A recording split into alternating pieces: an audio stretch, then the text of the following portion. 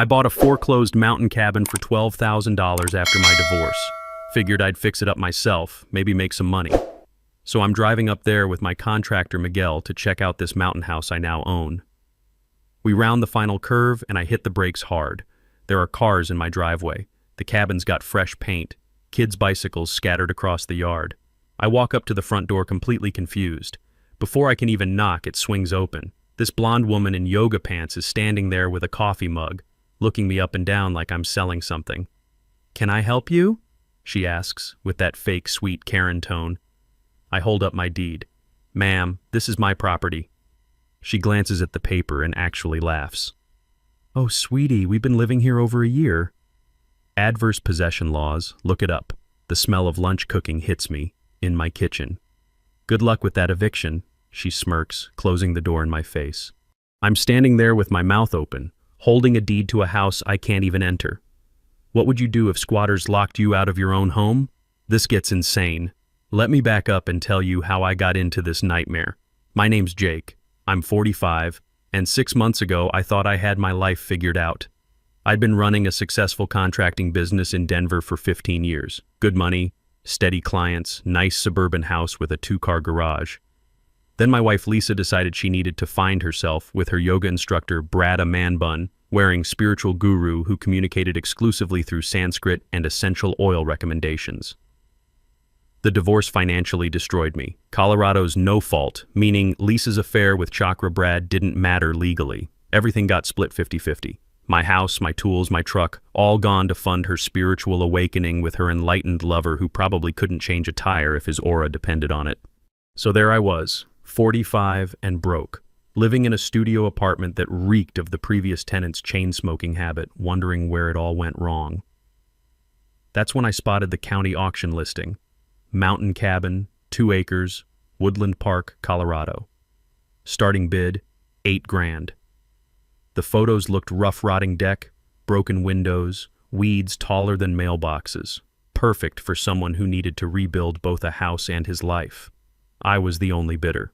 $12,000 later, I owned a piece of Colorado wilderness. The property had belonged to Harold Brennan, 73, who'd lived there alone for 30 years. County records showed he'd stopped paying taxes 3 years back and died intestate, no will, no family, just mounting medical bills and an abandoned cabin slowly returning to nature. I did everything by the book. Deed search, title insurance, survey maps, all legitimate. Here's a key legal nugget. When you buy at county tax auction, you get clear title, meaning all previous liens and claims are wiped clean. The county had tried locating Harold's relatives for 2 years before declaring the property abandoned and auctioning it off. My plan was straightforward. Assess the damage with Miguel, my most reliable contractor, then spend a year turning this mountain wreck into a $60,000 retreat. Enough profit to restart my life. What I didn't know was that someone else had been making their own plans for my property. Meet Brenda Hutchins, 52, bleached blonde, perpetually dressed in designer activewear that probably cost more than most people's monthly rent. Brenda had perfected the art of the long con, specifically targeting foreclosed properties bought by recently divorced men. She'd done this exact scam in 3 other Colorado counties. Brenda lived there with her unemployed son Tyler, 25, whose main skills included recreational drug use and creative property destruction, plus her daughter Madison, 17, who'd been trained to produce tears on command for maximum sympathy impact. Here's what Brenda had been doing with my property for 8 months. Running an illegal Airbnb called Mountain Getaway Retreat. $150 a night, booked solid through tourist season. She'd made over $6,000 renting my house to strangers while I was signing divorce papers. She'd also filed for homestead tax exemption, claiming the cabin as her primary residence to dodge property taxes. When you're running a scam, why not maximize the grift? But here's where Brenda made her first major mistake, the unfair act that would eventually bring her down. 3 days before my visit, she'd gotten cocky. A local building inspector had shown up asking questions about unpermitted renovations.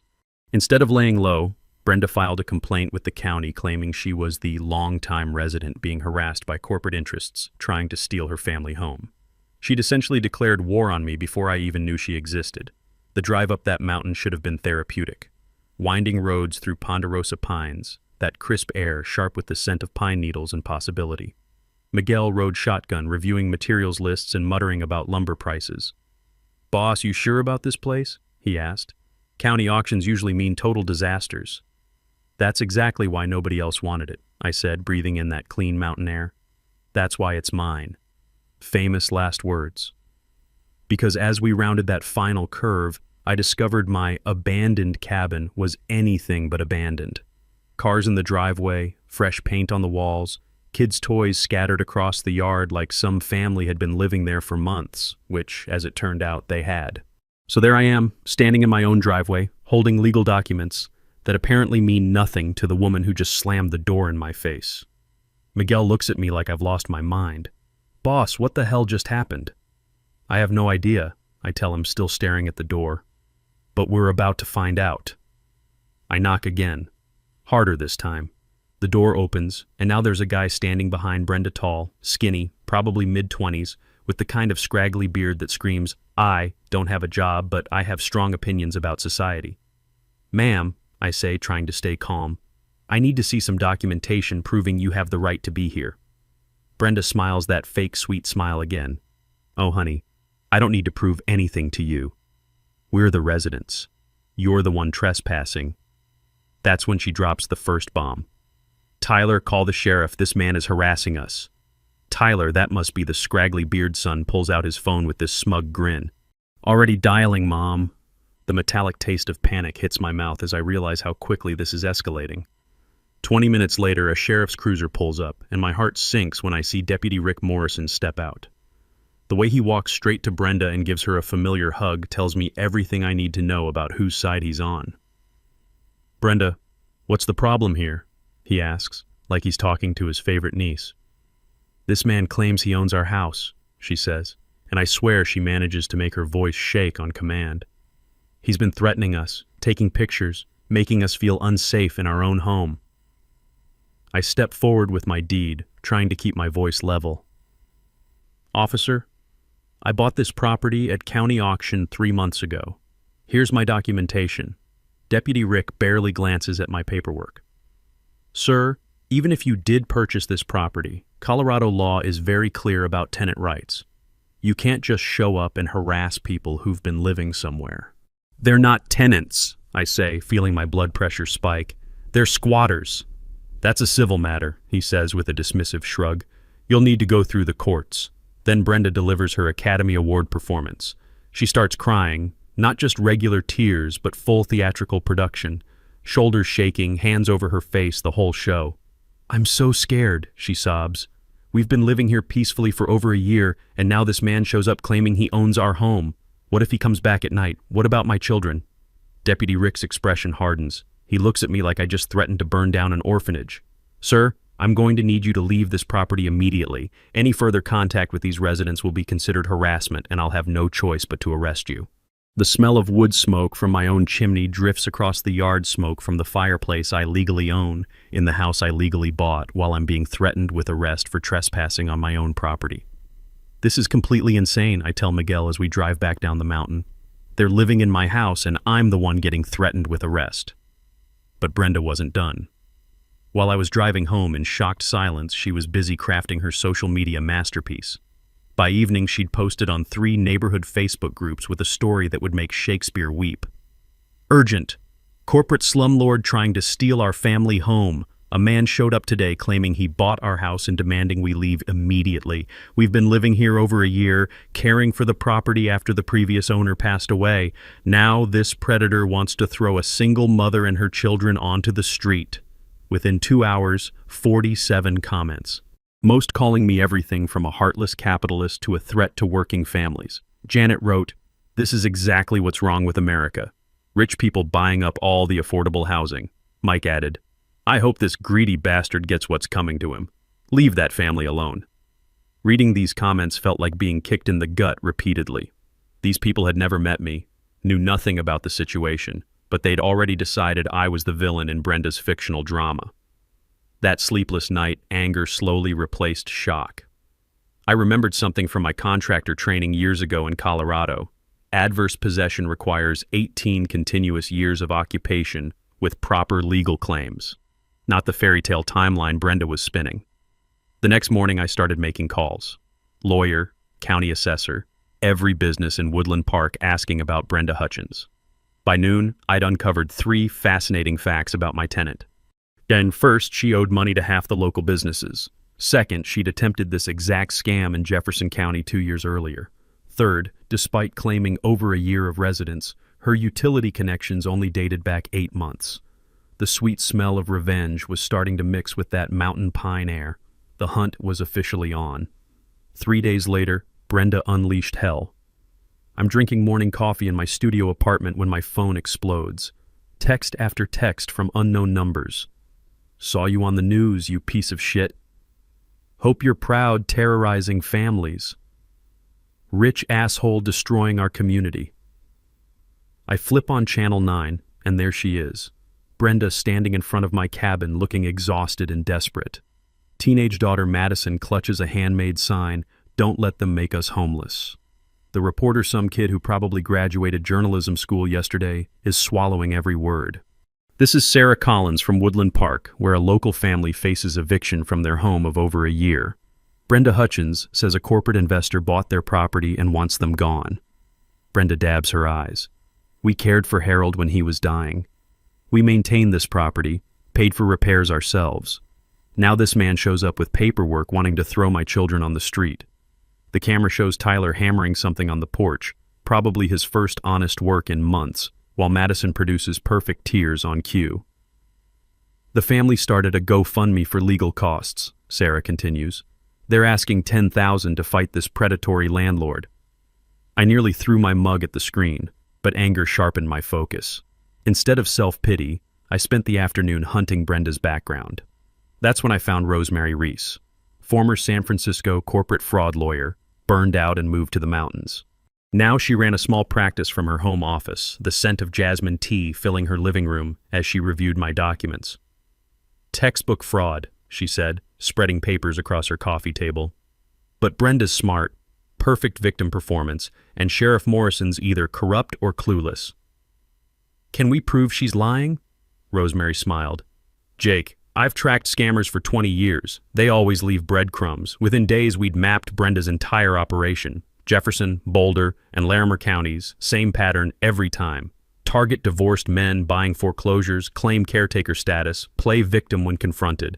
Then we found her real home, a double-wide trailer 40 miles away. Current taxes, active utilities, fully occupied. She'd been living there while running my cabin as her personal vacation rental goldmine. The breakthrough came at Murphy's Hardware downtown. Owner Frank, with grease permanently staining his fingernails, grimaced at Brenda's name. That woman bought $300 of supplies 6 months ago. Paint Lumber claimed she'd pay when her insurance settlement came through. Let me guess, no payment? 0. Then last month her son comes in, same story. 200 more for emergency roof repairs. Frank showed me receipts. Sage green paint covering my cabin. Lumber for my deck repairs. Even those garden gnomes lined up like tiny criminals on my porch. But the real treasure came from Lisa Rodriguez at Mountain View Restaurant. The bitter smell of burnt coffee hung in the air as she described Brenda's charity con. She'd come twice weekly claiming her dying mother needed free food. We gave her maybe $200 worth of meals over 3 months. What happened?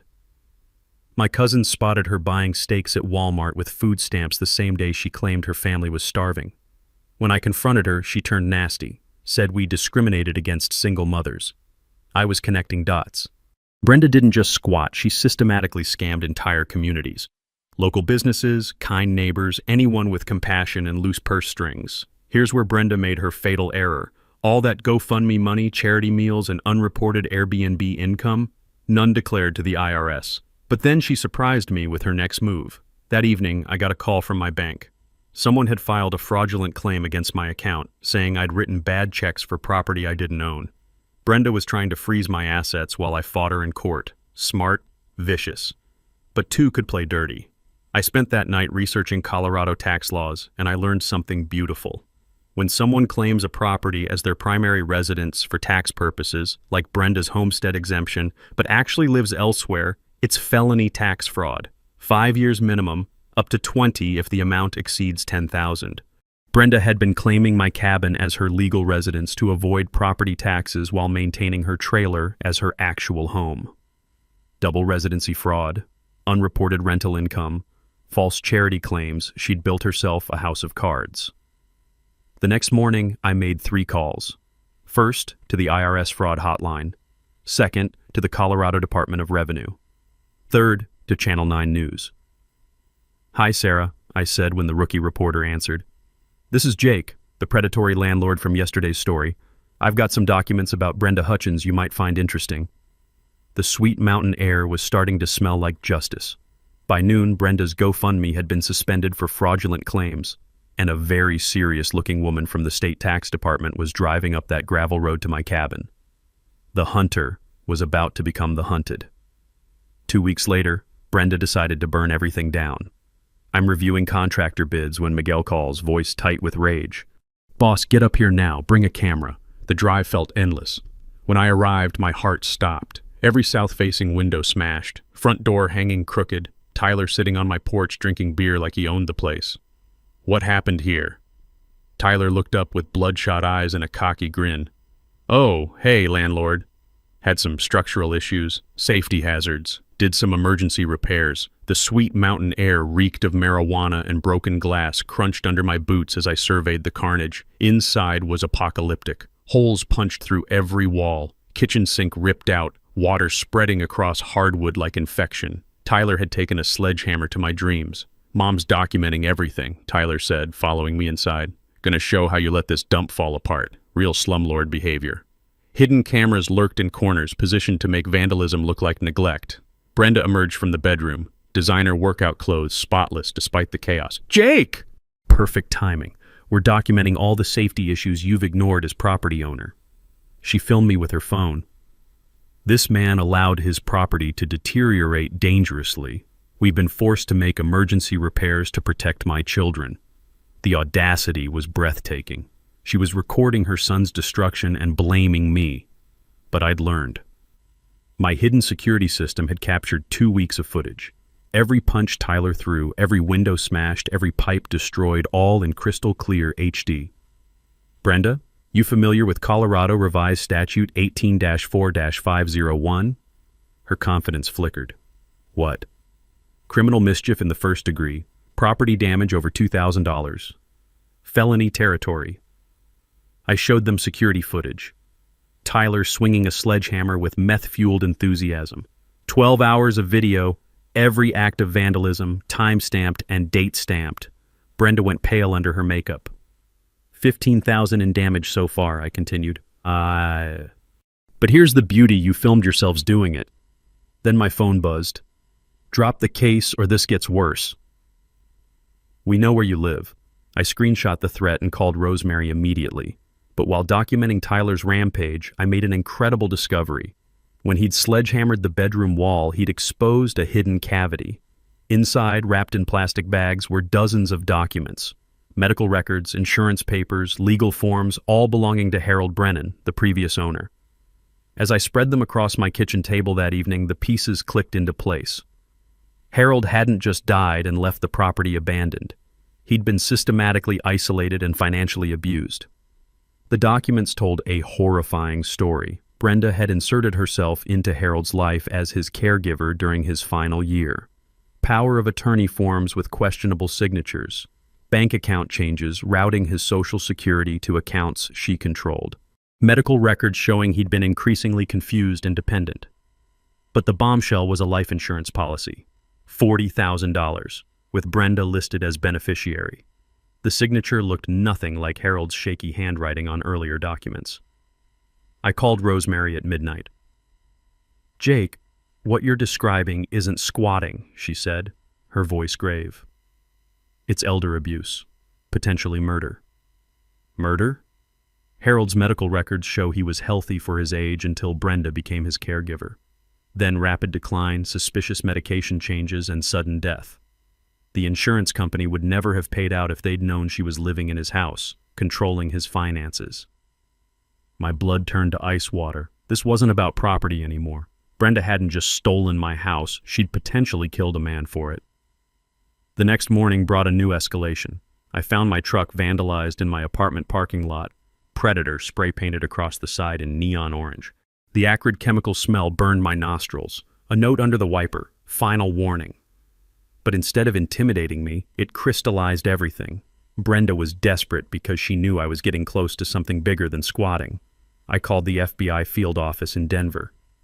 "Special Agent Martinez," came the crisp voice. "Agent Martinez, I need to report suspected elder abuse, insurance fraud, and possible homicide." 3 hours later, she sat in my studio apartment, reviewing Harold's hidden documents. The smell of her black coffee mixed with lingering paint fumes from my truck outside. "Mr. Jake, what started as property dispute has become a potential murder investigation.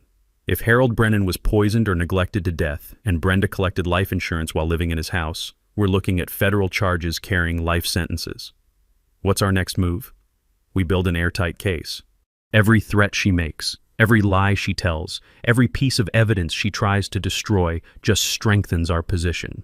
But from now on, no direct contact. We handle everything." As Agent Martinez left with copies of Harold's documents, I realized the stakes had exploded beyond my imagination. I wasn't just fighting for my property anymore. I was fighting for justice for a murdered old man who died alone, betrayed by someone he'd trusted to care for him. The mountain air tasted like vengeance now. The call came at 2 a.m., 3 days after the FBI took Harold's documents. "Jake, it's Agent Martinez. We need to meet, now, and bring everything you have on Brenda Hutchins." The urgency in her voice sent ice through my veins. We met at an all-night truck stop outside Colorado Springs, the smell of diesel fumes and burnt coffee creating an appropriately grim atmosphere for what she was about to tell me. Martinez slid a manila folder across the sticky Formica table. "Harold Brennan wasn't just murdered, Jake. He was one of at least 4 elderly men Brenda systematically killed for their insurance money." The first photo hit me like a punch to the gut. Harold from 18 months ago, healthy, smiling, standing in front of my cabin with a fishing rod. The second photo, taken weeks before his death, showed a skeletal ghost of the same man, hollow-eyed and barely recognizable. Serial killer? The words felt surreal in this fluorescent-lit wasteland. Financial serial killer with a very specific hunting pattern. Elderly men, isolated, substantial assets, no close family. Martinez's voice carried the weight of someone who'd seen too much evil. "She didn't stumble onto your property by accident. She murdered Harold specifically to steal it." My hands shook as she walked me through the timeline. Brenda had met Harold at a senior center grief support group she'd posed as a widow seeking comfort while actually shopping for victims. She targeted him like a predator selecting prey. "Classic isolation technique," Martinez continued. "Befriended him, became indispensable, then gradually cut him off from everyone else, changed his phone number, intercepted mail, convinced him his family was trying to rob him." The medical records painted a horrific picture. Harold's decline had been systematic, unexplained weight loss, confusion, weakness. His doctor had noted concerns about medication management, but Brenda always had plausible explanations. "Slow-acting poison?" I asked, my stomach churning. "We won't know until exhumation, but the pattern fits. Arsenic probably. Easy to obtain, hard to detect, looks like natural aging." But here's where my blood truly boiled. Harold's life insurance policy was worth $40,000, but it contained a cohabitation clause payment would be voided if the beneficiary lived with the deceased. Standard protection against exactly this type of fraud. She collected the money anyway? Used Harold's mail to receive the check, forged documentation claiming she lived elsewhere. Federal mail fraud, insurance fraud, tax evasion. Martinez's jaw tightened. She's been living off his murder for over a year while running your cabin as her personal vacation rental. Then came the bombshell that changed everything. "Jake, Harold has a nephew in Florida, Fletcher Brennan. He's been hunting Brenda for 2 years, building a murder case since before Harold died." Fletcher had been trying to reach his uncle when phone calls stopped being returned. He'd hired private investigators, tracked Harold's financial records, even discovered security footage from the senior center showing Brenda specifically approaching elderly men. Fletcher documented 3 other suspicious deaths in different states. Same pattern: lonely elderly men, sudden health decline after Brenda entered their lives, mysterious deaths, insurance payouts. The truck stop's fluorescent lights flickered overhead as the magnitude hit me. I wasn't fighting a squatter or even a simple fraudster. I was the accidental witness who'd stumbled into a serial killer's carefully constructed life. "She's killed 4 men that we know of," Martinez said quietly. "Made hundreds of thousands of dollars from their murders. Your property purchase threatened her entire operation." The taste of metal filled my mouth as adrenaline spiked. What happens now? Now we have her cornered. Every threat she's made, every piece of evidence she's destroyed, every lie she's told, it all supports premeditated murder charges. Martinez smiled grimly. "She doesn't know it yet, but she just graduated from property fraud to death row." Outside, a semi-truck's engine roared to life, but all I could hear was the sound of justice finally grinding into motion. The game had completely changed, and this time, I was holding all the cards. The next morning, my studio apartment became FBI headquarters. Agent Martinez arrived with Fletcher Brennan, Harold's nephew from Florida, and enough evidence boxes to build a small fort. Fletcher was a thin, intense man in his 50s, with the hollow look of someone who'd been carrying grief and rage for 2 years.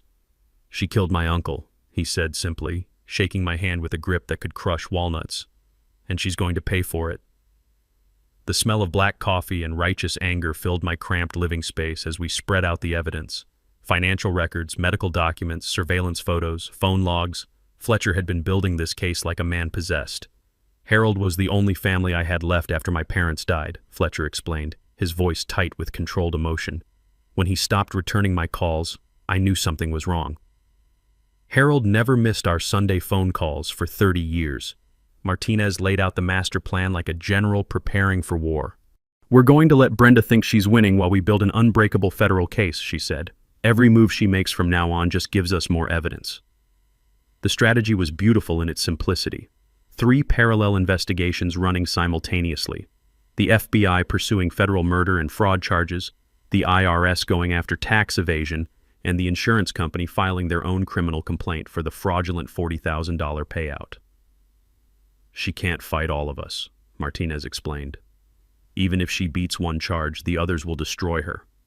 Fletcher opened his briefcase and pulled out a folder that made my stomach turn. Photos of Harold's final months, secretly taken by a neighbor who'd grown suspicious. The progression from healthy 73-year-old to skeletal wreck was documented in horrifying detail. "Mrs. Reese next door started taking pictures when she noticed Harold's sudden weight loss," Fletcher said. "She'd known him for 15 years and watched Brenda isolate him from everyone who cared about him." The timeline was damning. Harold's decline had accelerated rapidly after Brenda moved in as his caregiver. Bank withdrawals increased, social contacts disappeared, and his health deteriorated with suspicious consistency. But the smoking gun was Harold's handwriting. Fletcher showed me samples spanning 2 years. Early documents showed Harold's neat, steady signature. Later documents, power of attorney forms, bank changes, insurance beneficiary updates, showed increasingly shaky writing that eventually looked nothing like Harold's hand.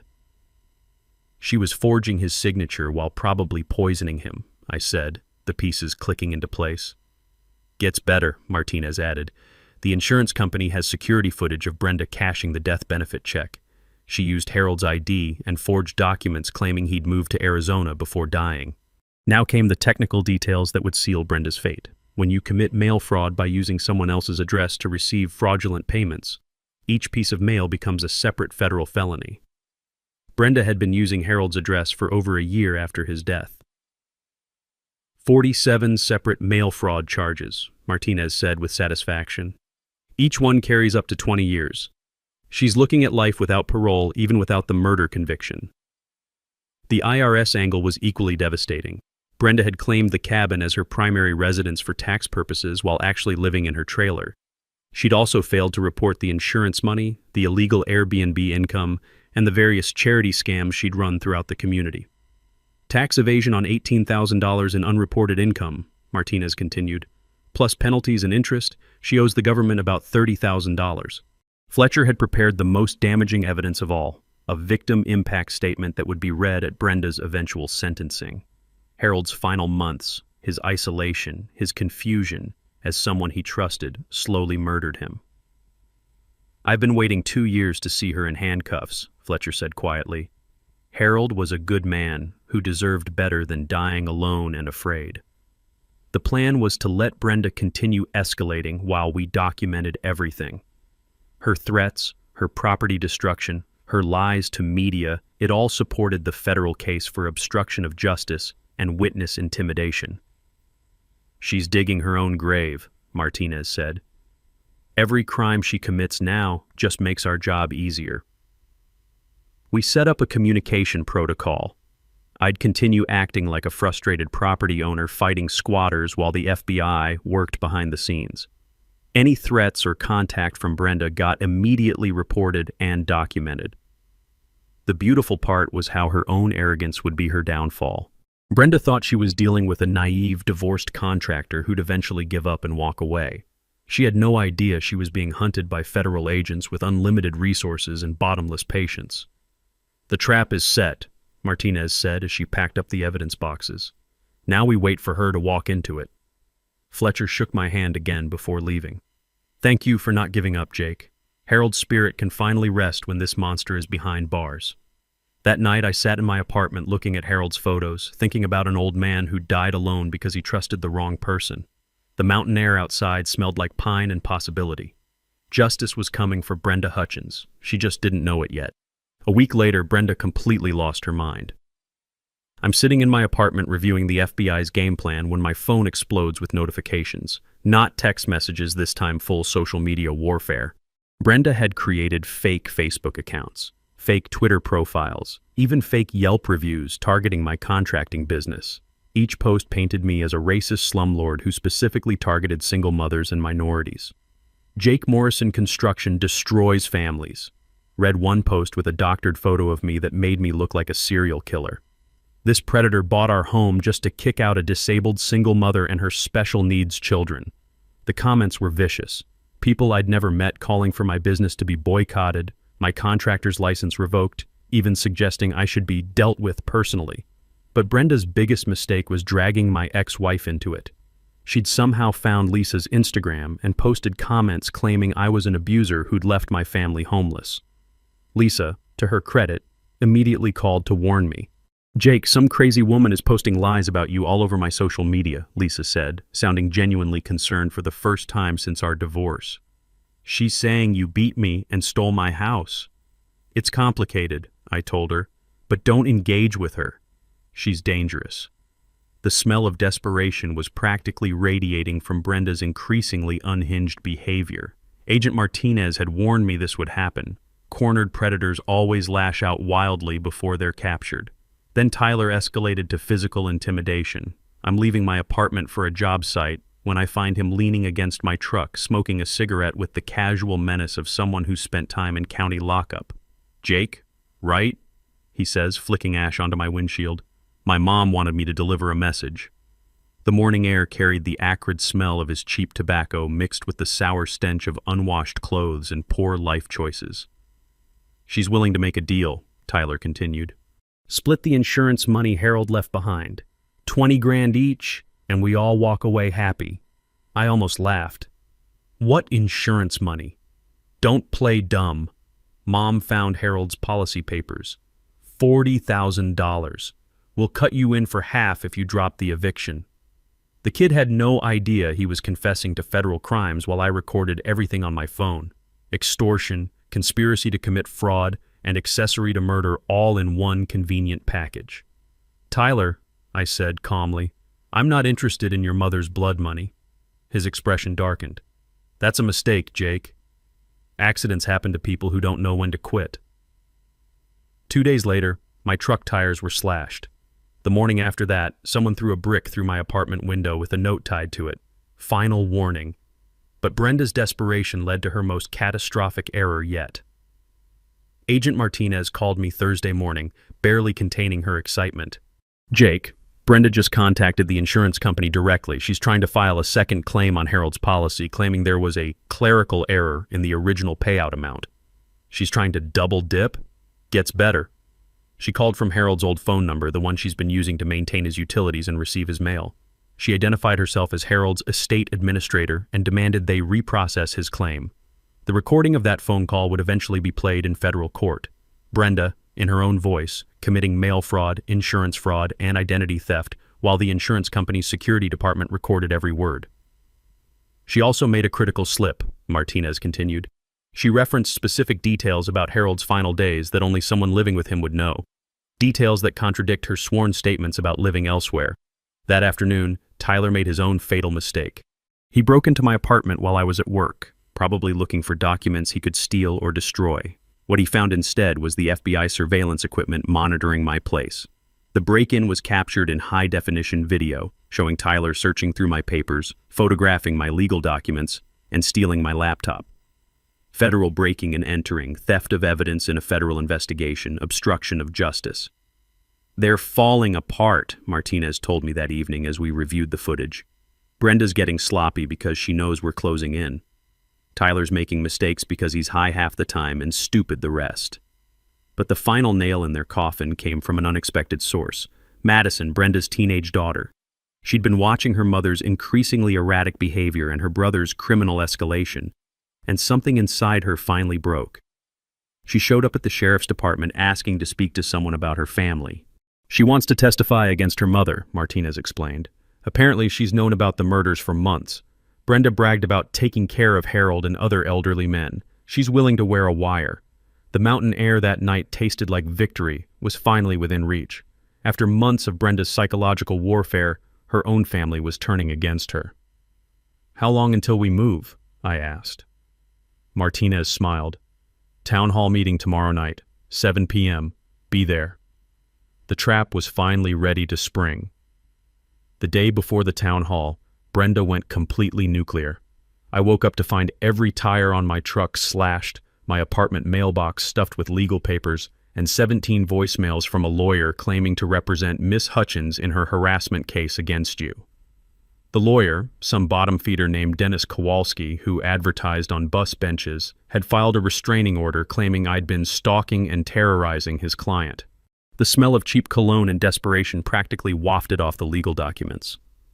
"My client has been forced to live in fear," the filing read, "while this predatory landlord uses intimidation tactics to force a disabled single mother from her longtime family home." Disabled? This was news to me. But Brenda's masterpiece was the medical documentation she'd somehow manufactured. Doctor's notes claiming she suffered from PTSD, anxiety, and a heart condition, all supposedly triggered by my aggressive harassment. "She's good," Agent Martinez said when I forwarded her the restraining order. "Probably paid some quack doctor to write these up, but it's also evidence of fraud, so she just gave us another federal charge." Then Brenda made her most desperate play yet. Tyler showed up at my apartment that afternoon with Madison in tow, but instead of his usual thuggish intimidation, he looked genuinely scared. "Jake, we need to talk," he said, glancing nervously over his shoulder. "Mom's lost it. She's talking about burning down the cabin and claiming you did it for insurance fraud." Madison, pale and shaking, stepped forward. "She's been planning it for days. She thinks if the property gets destroyed, all the legal problems go away." The acrid smell of fear sweat hung in the air between us. These kids had finally realized their mother wasn't just a scammer, she was dangerous. "There's more," Tyler continued. "She's been talking to some guys she met in Jefferson County. Bikers who do favors for money. She wants them to..." He swallowed hard. "She wants them to make sure you don't make it to the town hall meeting." My blood turned to ice water. Brenda was planning to have me killed. I immediately called Agent Martinez, who arrived within minutes with a full tactical team. The FBI had been monitoring Brenda's communications, and they'd already intercepted her calls to the biker crew.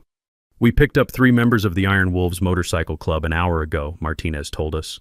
"They were heading up here with gasoline and weapons. Brenda paid them $5,000 to handle her landlord problem permanently." Madison started crying. "I'm so sorry." I tried to stop her, but she said you were going to destroy our family. She said killing Harold was just the beginning and she'd do whatever it took to protect us. That's when the final piece of Brenda's twisted puzzle fell into place. Tyler pulled out his phone and showed us text messages from his mother over the past week. Screenshots of her planning my murder, discussing how to make it look like an accident, even researching my daily routines to find the perfect opportunity. "She's been following you," Tyler said. "Taking pictures of where you live, where you work, what time you leave in the morning. She's got a whole file on you." But the most damning evidence was a voice recording Madison had made secretly. Brenda, high on methamphetamine and drunk on her own sociopathy, bragging about murdering Harold. "That old fool never saw it coming," Brenda's voice crackled through the phone speaker. "A little antifreeze in his morning coffee every day for 3 months. He thought he was getting the flu. Stupid bastard signed over everything before he croaked." Agent Martinez's jaw tightened. "That's a confession to first-degree murder." The recording continued with Brenda describing how she'd researched other potential victims, how she'd perfected her technique with previous elderly men, and how she planned to continue the murders until she had enough money to retire somewhere warm. "Jake was supposed to be easy," Brenda's voice continued. "Divorced guys usually give up when you make their lives miserable enough. But this asshole won't quit, so he's got to disappear permanently." As we listened to this monster casually discussing my execution, the mountain air outside seemed to grow thinner. This wasn't just about property fraud anymore. This was about stopping a serial killer who'd graduated to contract murder. "The town hall meeting is still happening tomorrow night," Martinez announced. "But now it's not just about getting Brenda to confess to fraud. We're getting her to confess to planning your murder." She looked at Tyler and Madison with something approaching sympathy. "You two just saved Jake's life and probably prevented your mother from becoming a full-scale domestic terrorist." That evening, I sat in my apartment under FBI protection, thinking about how close I'd come to becoming Brenda's 5th victim. The smell of fear sweat had been replaced by the clean scent of justice finally arriving. Tomorrow night, the monster would finally be caged. But first, she had to walk into our trap one last time. Thursday night, 7 p.m. The Woodland Park Community Center buzzed with more energy than a small-town election. Word had spread about the property rights meeting, and the place was packed with over 200 residents, plus media crews from 3 Denver TV stations. The smell of burnt coffee from the volunteer concession stand mixed with nervous sweat and anticipation as people filled every folding chair and lined the walls. I sat in the back row, FBI agents positioned strategically throughout the crowd. Agent Martinez had briefed me on the plan. Let Brenda perform her victim act, then systematically destroy her lies with evidence. The goal wasn't just confession, it was complete public humiliation that would make any jury conviction inevitable. At 7:15, Brenda made her entrance. She arrived in a wheelchair. Apparently her disability had progressed overnight, pushed by Tyler, who was doing his best to look like a devoted son instead of an accessory to murder. Madison followed behind, clutching a tissue box and wearing the kind of tragic expression that belonged in a high school drama production. Brenda had outdone herself with the costume. Neck brace, arm sling, oxygen tank beside her wheelchair. She looked like she'd been hit by a truck instead of exposed as a serial killer. The crowd murmured sympathetically as Tyler wheeled her to the front of the room. Several people I recognized from her Facebook propaganda actually applauded her courage for attending despite her injuries. Mayor Patterson called the meeting to order. "We're here tonight to discuss property rights and tenant protections in our community. Mrs. Hutchins has requested to speak first." Brenda's performance was Academy Award caliber. "Thank you all for coming," she said in a voice barely above a whisper, amplified by the wireless microphone clipped to her hospital gown. "I'm here despite my doctor's orders because I need this community to understand what's happening to vulnerable families in our town." She dabbed her eyes with a tissue. "My children and I have called Harold Brennan's cabin our home for over a year. We cared for Harold in his final days, maintained his property, honored his memory by keeping his home filled with love." The crowd was eating it up. Several people nodded knowingly, shooting angry glances in my direction. Now a corporate investor has purchased our home and wants to throw us onto the street. When I tried to explain our situation, he became violent. He's destroyed our property, threatened my children, and terrorized our family. Tyler stepped forward on cue. "This man has made our lives hell. Mom's health has gotten worse because of the stress. We just want to live in peace." That's when I stood up. "Mrs. Hutchins," I said loudly enough for everyone to hear, "would you mind explaining to everyone how you knew Harold Brennan?" The color drained from her face, but she recovered quickly. "Harold was like family to us. I was his caregiver during his illness." "What illness specifically?" He had dementia, couldn't take care of himself. I walked to the front of the room, every eye in the place following me. That's interesting, because Harold's medical records show no diagnosis of dementia. Would you like to see them? Agent Martinez stood up from the audience, badge clearly visible. FBI Special Agent Sarah Martinez. Mrs. Hutchins, you're under federal investigation for the murder of Harold Brennan. The room exploded. Gasps, shouts, people turning to their neighbors in disbelief. Brenda's theatrical composure cracked for just a moment before snapping back into place. "This is harassment!" she shrieked. "They're trying to silence me because I'm exposing their corruption." That's when Fletcher Brennan stood up from his seat in the middle section. "My name is Fletcher Brennan. Harold was my uncle." The room went dead silent. Fletcher walked to the front, his voice carrying the weight of 2 years of grief and investigation. Harold Brennan was murdered by this woman for his life insurance money. She poisoned him slowly while stealing his property and isolating him from his family. Brenda's mask finally slipped completely. "That's a lie. Harold died of natural causes. I have the death certificate." "You forged the death certificate," Agent Martinez said, stepping forward with a folder of documents. "Just like you forged Harold's signature on the insurance beneficiary change. Just like you forged his power of attorney documents." The local TV news cameras were capturing every word as Brenda's carefully constructed house of lies collapsed in real time. "Harold never had dementia," Fletcher continued, his voice breaking with emotion. "He was healthy and sharp until you started poisoning him. I have photos showing his decline, bank records showing you stealing his money, and recordings of you confessing to his murder." That's when Brenda made her final, fatal mistake. "He deserved it," she screamed, jumping up from her wheelchair in perfect health. "That stupid old man was wasting his money. I put him out of his misery and made better use of his assets." The community center erupted as Brenda realized what she'd just admitted on live television. Agent Martinez smiled grimly and pulled out her handcuffs. "Brenda Hutchins, you're under arrest for the murder of Harold Brennan and conspiracy to commit murder against Jake Morrison." As the cuffs clicked into place, the crowd broke into spontaneous applause. Justice finally had arrived. 6 months later, I'm sitting on my front porch watching sunrise paint the Colorado peaks gold and pink, sipping coffee that tastes like victory and breathing mountain air finally clean of lies. The sentencing hearing was everything I'd hoped for. Judge Patricia Hawkins looked Brenda directly in the eyes as she delivered the verdict. Life without possibility of parole for 4 counts of first-degree murder, plus 40 years for federal fraud charges. You will die in prison, Mrs. Hutchins, which is more mercy than you showed your victims. Brenda had tried one final performance, claiming mental illness and childhood trauma, but the jury saw right through her act. 12 minutes of deliberation. Guilty on all counts.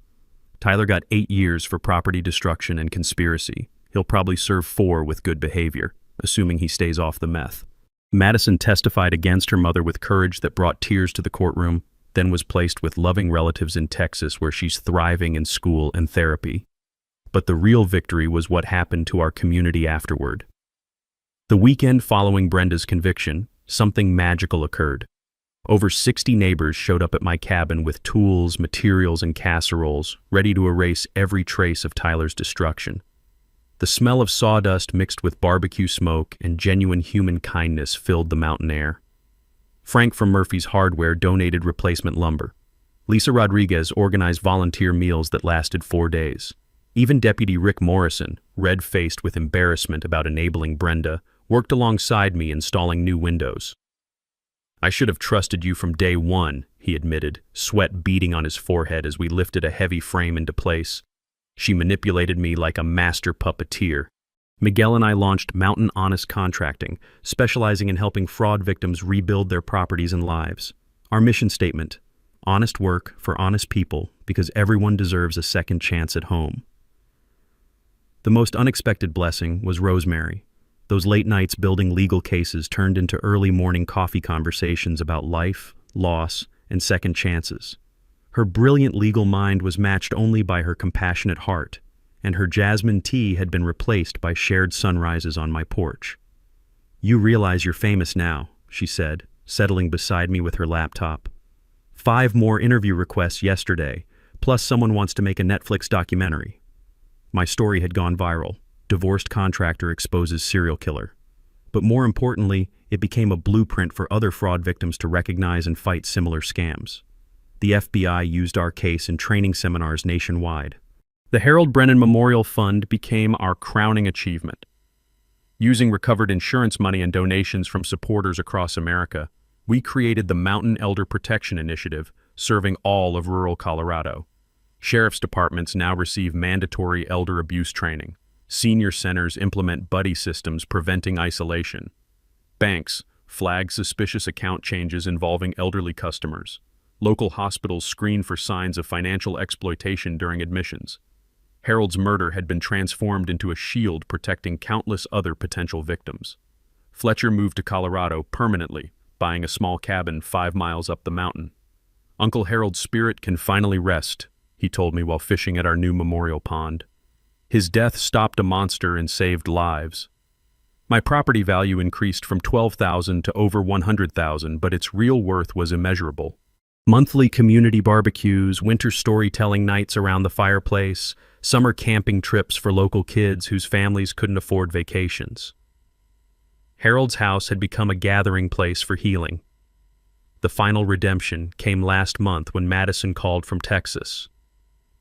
"Jake, I wanted to thank you for never giving up," she said, her voice strong and clear. "If you'd walked away like Mom expected, she would have kept killing people. You saved lives by fighting back." She's planning to study criminal justice and help other victims of family trauma. Brenda's poison hadn't destroyed her daughter's future after all.